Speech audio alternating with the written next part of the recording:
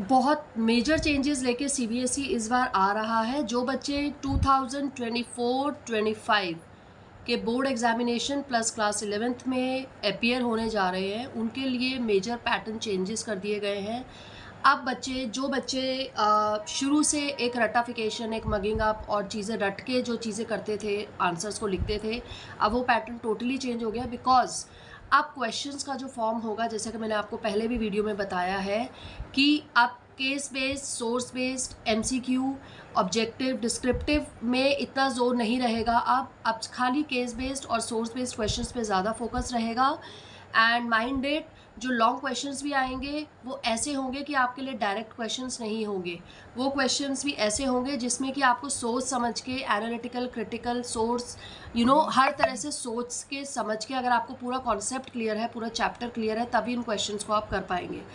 तो गाइज, बच्चा पार्टी, अब आप तैयार हो जाइए, क्योंकि अब वो पैटर्न गया, वो ज़माना गया जब आपके रटे रटाए क्वेश्चंस आते थे, डायरेक्ट क्वेश्चंस पूछ लिए जाते थे। अब आपको कॉन्सेप्ट की, चैप्टर की थरो नॉलेज होनी चाहिए।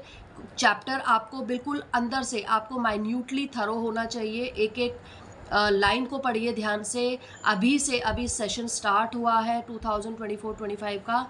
तो I request everyone, I request all the teachers, I request all the students to kindly take care of it, कि हम लोग, इवन मी, कि हम लोग चैप्टर्स को बहुत माइन्यूटली पढ़ाएं, कॉन्सेप्ट को समझा के एग्जाम्पल्स के थ्रू, लाइव एग्जाम्पल्स के थ्रू पढ़ाएं, ताकि बच्चों को चीज़ें रटने में इंटरेस्ट ना रहे, रादर बच्चों को समझने में और फिर आंसर्स को, क्वेश्चंस को अटेम्प्ट करने में कोई प्रॉब्लम ना आए।